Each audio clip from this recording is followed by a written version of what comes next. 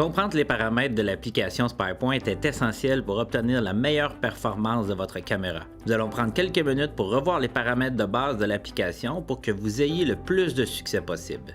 Premièrement, ouvrez votre application SpyPoint et ouvrez l'onglet Caméra. Vous verrez 4 options qui vous donneront de l'information supplémentaire.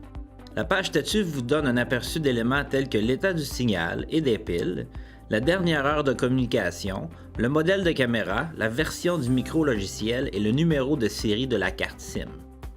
L'onglet Photos vous permet de voir les photos de l'appareil sélectionné. L'onglet Forfait vous permet de voir quel forfait de transmission de photos vous utilisez et quelles sont vos autres options. L'onglet Paramètres vous permet de voir et changer les paramètres de cette caméra et de la gérer. Avant de parler des réglages, explorons les options de gestion de votre appareil en cliquant sur cette flèche.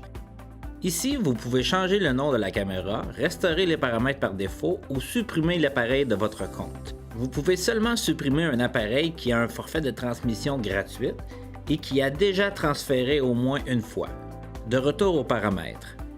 Pour étendre les paramètres de base, sélectionnez le plus à droite de base. Le premier paramètre que vous pouvez sélectionner est le mode. Selon votre caméra, vous pourriez ne pouvoir sélectionner que photo ou vidéo et intervalle. Allons voir les autres réglages du mode photo avant de continuer.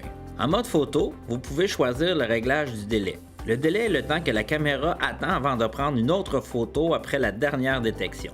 Vous pouvez choisir instantané pour aucun délai, 10 secondes, 1 minute, 3 minutes, 5 minutes, 10 minutes, 15 minutes ou 30 minutes. Pour les caméras sur les sentiers ou les zones de transition, vous voudrez sûrement un délai moins long et pour les mangeoires, les terres nourricières et les sites minéraux, vous voudrez sûrement un délai plus long.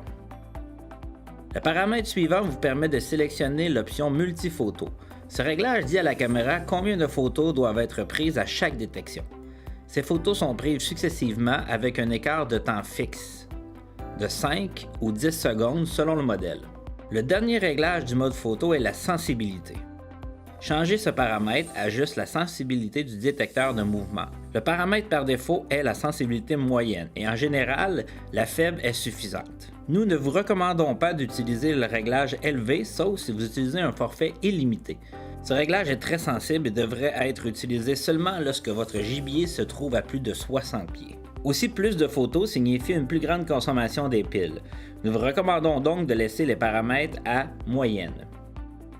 Si votre caméra vous permet de sélectionner le mode vidéo, vous verrez les paramètres de délai et de sensibilité, mais l'option multiphoto disparaîtra. Deux options vont apparaître, photo prévisionnée et longueur de la vidéo. Lorsque l'option photo pré-vidéo est activée, la caméra prendra une photo avant de commencer à prendre une vidéo. Parce que les caméras SpyPoint ne transmettent pas de fichiers vidéo, cette option vous permettra de voir ce qu'il y a déclenché la vidéo, tout en stockant le fichier vidéo sur la carte SD de la caméra. La photo sera envoyée à votre application comme d'habitude. Vous pouvez aussi choisir l'une des 4 options de longueur de vidéo, 10, 30, 60 ou 90 secondes. En mode intervalle, tous les autres réglages disparaîtront sauf le mode intervalle. Grâce à ce réglage, vous pouvez sélectionner la fréquence de prise de photo. Les intervalles peuvent être réglés de 1 minute à 24 heures. Avec le mode intervalle, la caméra n'utilisera pas son capteur de mouvement pour prendre des photos. Elle prendra des photos qu'aux intervalles pré-réglés. Nous espérons que cette vidéo vous aidera à mieux comprendre les paramètres de base de votre application SpyPoint.